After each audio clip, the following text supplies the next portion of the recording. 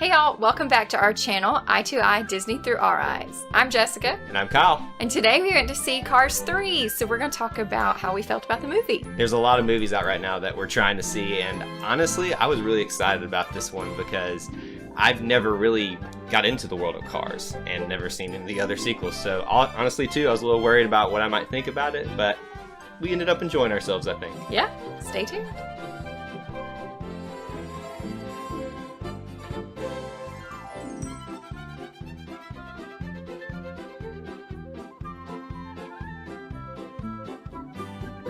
So Cars 3 is the second sequel to the hit Cars film that debuted.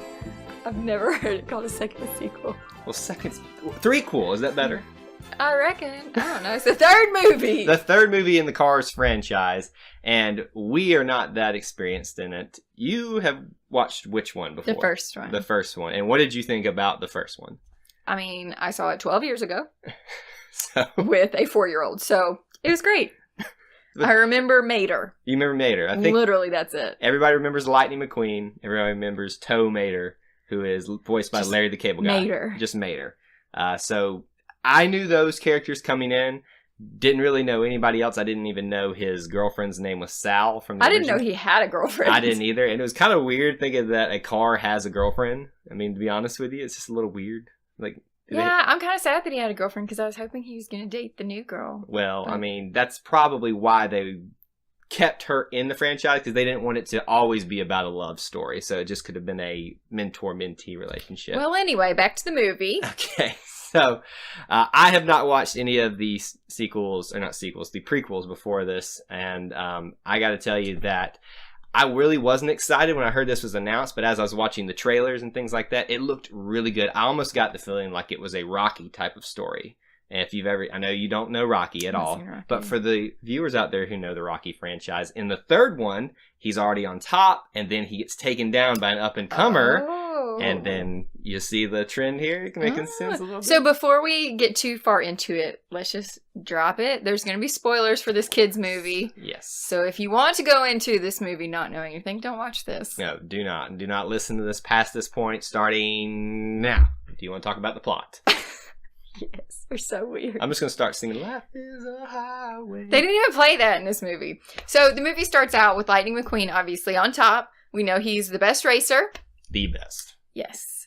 And is it the first race that he goes in that he loses? No, they did. Second, right? They showed like a montage of him and his like buddies. I guess they probably That's right. Cal and somebody else. Sal was the girlfriend. No, Cal Yeah, was the guy. Cal was the other one, and then And somebody else. some other car. I guess they were the antagonists maybe of the So other I think films. the three of them, remember, they used to win all the races. That's what it was. So I guess the movie starts with them. We see Lightning McQueen is older. And now we have like a younger group coming in. And there's a race that happens, and Jackson Storm at the very last lap beats him. Well, and see, the cool thing about this is these cars are like brand spanking new. They got all the bells and whistles, lights, and you looked at me during the movie and said test track. It was so much like Test Track. Like they were showing the aerodynamics of these cars like in the movie, and it was like a news segment, and they were talking about how they built them, and I was like, this is just like the little section in Test Track where you build your car and test it out. Do you think they're going to update Test Track to have Wouldn't this? that be so cool? Like Kyle mentioned that Disneyland has Cars Land? Yep. Like Disney World needs that, so they might as well update Test Track to just be Cars Track. Test Track Cars. Test Track / Cars. Or Storm Jackson's Test Track or something like that. No. A, it's Jackson Storm. Whatever. B, it will always be Lightning McQueen. Well, we'll see. I think by the end we realize that I think it would be very Jackson smart Storm for is them not the best. to implement this into the ride. Yes, But so anywho. back to the plot a little bit. So Lightning McQueen gets beaten by Jackson Storm, and it's the whole sob story of, oh, I'm not on top anymore and I'm the worst. It's so mean. It was a little melodramatic for me. I mean, granted it is a kids movie, and I think they need the extra drama to understand what's going on. Right. But it was a lot of drama, and there were a lot of tears shed. Did you cry a little bit? I didn't, because I was like, suck it up, Buttercup, you're old. I mean, that's what happens. It's kind of like the Olympics. Like, nothing against 90-year-olds, but you don't see 90-year-olds out there competing in the 4x4. That would be pretty interesting, honestly. Till somebody breaks a hip and they're in my ER. Anyway, I found it interesting about how quickly he went from down in the dumps to I'm back on my feet and I'm going to do this kind of thing. And I was like, oh, wow, we're moving right along. But I see what that they was did. Good, though. They did, and they kind of had him have that moment. And he's like, okay, I'm going to come back. And the story was more about him finding a way to come back as opposed to finding the courage to come back. Because he had that courage and that drive there. And there's even something he says to one of the other characters we'll talk about in a second. And she asks him the question, is like, how did you get over that fear of being a racer and being in that element with all the other engines and wondering if you were good enough? He says, I just never thought about it. He said he always stayed positive. Which is a really good message because obviously with us being old and no children, we were the weirdos in the movie. Hey, and there I'm not old. Come on. Okay, Grandpa. So there were tons of little kids in the theater, which was a really fun experience for us to get to hear their little voices and banter back and forth. But it was nice that, yet again, this had a good, positive message for kids of, yeah, you can kind of be down in the dumps and things, things don't always go your way, but stay positive and just keep pushing through. And so that was nice. So anyway, so Lightning McQueen, he decides that he needs, I guess, a sponsor kind of guy, Sterling. Well, he goes back to his old sponsors because he's like, I'm coming back, I'm going to do this. Yeah. And then he finds out his old sponsors have sold their company to Sterling, the basic name of the car, Mr. Sterling. And he's this fancy up-and-coming, like, mogul in that world. He sells mud flaps, which Mater really loves, apparently. Yeah. And so he is now his new owner, his new manager. He's got this new facility with the shrine to Lightning McQueen because he's a huge fan of him, and also Doc, who is his mentor. And he comes to this facility. He's like, I get to use this new simulator, which looked really cool and could be a cool ride concept at Disney World as well. Can you see like what we think about when we're in these movies? Is like, what can they do? It also helps that we just went to Disney World last week. Got a lot of that on our mind right now. And so he wants to train, and he meets his new trainer, Cruz Ramirez, who honestly I thought was going to be kind of a hokey character, but really grew on me. She was so funny because it would honestly be like me training you in football. Her high energy, but no information about what really right. Like her methods were very unorthodox, and Lightning got really frustrated very quickly. Like she was like, "You need to go take a nap, and let's put you upside down and drain all your oil from your drip pans." And he was like, "What?" Yeah. So essentially, he didn't get any faster, and the whole purpose was for him to get faster so that he could beat Jackson Storm because he was like 20 miles per hour slower or something like that. So he felt that she was not helping him. So he kind of went rogue and decided to go out on his own. Thankfully didn't get hurt. That's kind of where I thought that was going to go. Right. Yeah. Ended up, I guess they went out together to that like mud pit race because he felt that he needed to race other cars. He thought he was going to some like old school on the dirt tracks, and it ends up being this monster truck smash demolition. It was like a monster truck rally. Oh my gosh. And that was a really funny scene as well because they had the school bus who was like, what was her name? Terrifying. Miss Fritter. Miss Fritter. I kept thinking of Miss Frizzle from Magic School Bus. And it was a school bus, but she had like horns. It looked like, and she had like that nose ring thing. I mean, how can a school bus have a nose ring? But she did. But we digress. So she looked like a bull in a china shop, and she's like running, wheeling, driving, going, somethinging. And it was literally like the winner was who survived. And it ended up that Lightning McQueen and Cruz, his trainer, gets stuck out there, and they're like, no, let's leave. Let's not do this. And they couldn't leave. And they kind of have a moment there where Cruz has to rise to the occasion and save Lightning from a situation, but then she ends up getting stuck, and Lightning becomes the one who saves her. And this is where we start seeing that mentor-mentee relationship start to build. And there is a almost like, not the climax of the story here, but that tension point where he is frustrated with her not only because of her methods, but because she has been trying to get in the way, sort of. And so not get in the way, but she is getting in the way because of having to save her, not being cooperative. And he gets mad at her and she leaves. Well, and that was the climax when she drives off and leaves him. And, then it was the whole typical Disney tearjerker moment of, oh gosh, he shouldn't have said that. Mm-hmm. And but our good old buddy Mater himself, Larry the Cable Guy. I keep calling him Larry every time I see him. That's what I think of. Has this brilliant moment of epiphany and kind of makes him realize that he does need Cruz along with him, and he needs to finish this race that he started, not give up on trying to make the comeback.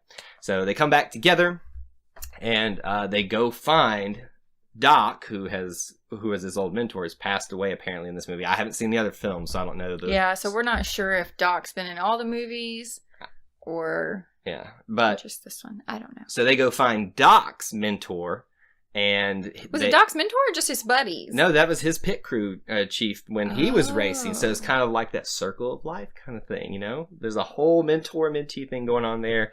They go back to Doc's old track where he used to race, and he just kind of has that epiphany moment where he meets, I'm blanking on Doc's trainer's name. What was his name? Sawmill? It wasn't Sawmill. We'll think of it in a second. Sawyer? It wasn't. Let me look at it. You're going to look it up right now while I finish. You keep talking.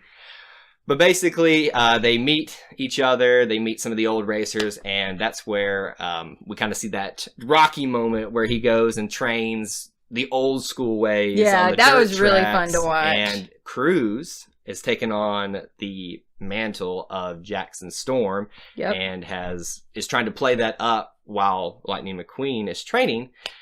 But the interesting thing is that we start to see Cruz becoming the better driver. And even on the last race before they're going to Florida for the big race of his career, we see Cruz actually beat Lightning, and Lightning kind of realizes, maybe I can't do this, but not in a sad way, but him realizing maybe it is time for me to decide to hang it up. Because that was the whole thing, was I decide when I'm done. Right. No one else He didn't want somebody else to choose for him, like his sponsor or Storm choose for him. So the final scene takes place in the Florida International Speedway, and it was really hyped. They said how many cars there were there watching, and it's like 80,000 cars. That's a lot of room in the stadium. There's that many in there.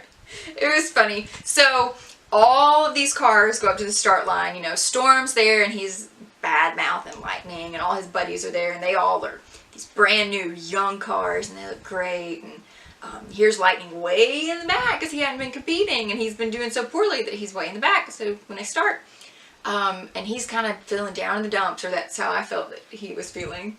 And all of a sudden, he looks up in the stands, and there's this little bitty kid car. Lightning! Yes. And he was like, oh, yeah, I can do this now.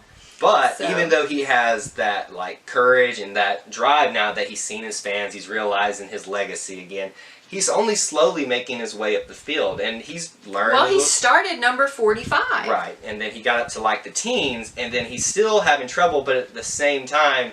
There's a moment there where Sterling, his new manager, comes and starts yelling at Cruz Ramirez, who's just the trainer, and telling her, you need to go back and start training these other things. You are not a racer. And that's when we kind of see that montage.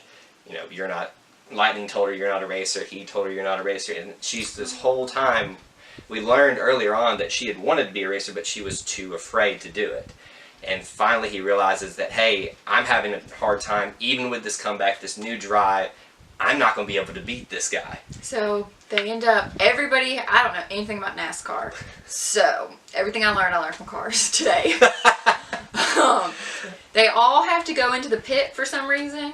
Because they have to change tires and fuel every so often. Yeah, but I've never seen everybody enter the pit at the same time. Not everybody does it at the same time. They did! You're not listening! This time, they all entered the pit at the same time, remember?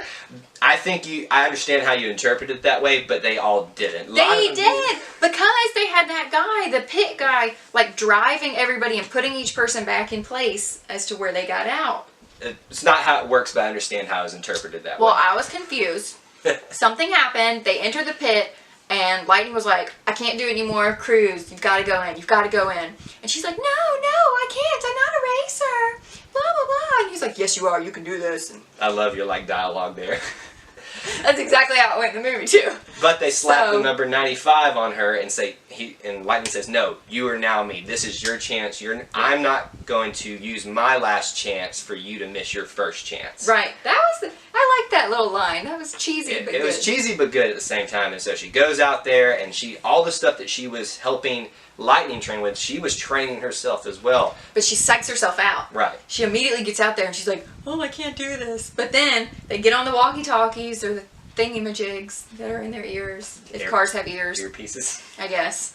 And they're like telling each other, "Oh, don't laugh at me." I'm just keep going. They're like telling her all the things that she told Lightning or she told her other trainees during the sessions. You're a cloud. Don't be tense. Just wind through them. Mm-hmm. So I think that gave her more confidence. And then we even see Lightning up on the pedestal of the crew chief, and the torch has been passed. And she ends up winning, beating Jackson Storm. I almost said Storm Jackson again. It was Storm. Ends up beating Storm, and she's realized, I can do this, and she's accepted by the other brand new cars. And essentially, the torch has been passed by everybody. All the old is gone, the new is in, but we still have the old with Lightning taking on the role of Doc now. And then he trains her, and there was like this little montage at the end of the two of them like out there on the track just training, and it was really, really a sweet ending. And I thought the best way to sum up it, and I didn't think they were going to do this, is they were all back at Radiator Springs and we're going to do one last race together for the ending. And you see Lightning come out, and he's changed his paint job to that of Doc's. That's right. Like he looks like the police car. And it was like, yeah, it's again a little cheesy, but I thought that was the perfect way to sum up the movie in terms of him accepting, I may be done racing, but my happiness is not done, and my happiness is here with my family, with my friends, and with this this car that I have latched onto and now want to live on through her. So we love the movie. I think I say we, you did. I loved it, yeah. So I would definitely recommend that if you have not seen, even if you haven't seen any other ones, go see Cars 3. It was easy to follow the plot. Like there was nothing, no testaments to it. Lots of funny moments in there, and you even pointed out that this was actually a G movie that was could be rated G in it as well. It was actually appropriately rated. We've seen a lot of G movies that I still wouldn't take kids to see. Right. They push the lines a lot, so this was very appropriate for kids. Yeah. So let's think of a rating system for this one. What we say about this, because we could done do 5 lightning bolts. 5 lightning bolts. That's too generic. We need something more Cars related. 5 tires. No. Lightning McQueen. He's a lightning bolt. Fine. 5 lightning bolts. How many lightning bolts do you give this one? Out of 5? Yeah. 3.5. Oh, I actually give it 4 lightning bolts. So Bolts. I'll give it 4 lightning bolts. Since I liked it, probably. And with me having no exposure to the other stuff and what, a lot of people were saying that they didn't like the second sequel. I have no problems because of that, so that's probably why I'm a little bit higher on it as well. Second sequel, wouldn't this be the second sequel? Yeah, just blow past that. I'm just so confused. It was a good movie. Great movie. It. It's worth it, for sure. Definitely. So if you guys like this video, make sure you're checking out all the other videos we have on our channel right now. A lot of stuff from our Walt Disney World trip. We even have some videos from some of the fireworks shows up. Just check all that out if you have not done so. Make sure you're following us on social media, Twitter and Facebook. And what else should they do? Be sure to like and subscribe if you haven't already. That's all we have for you guys today. But until next time, we'll see you real soon. Bye.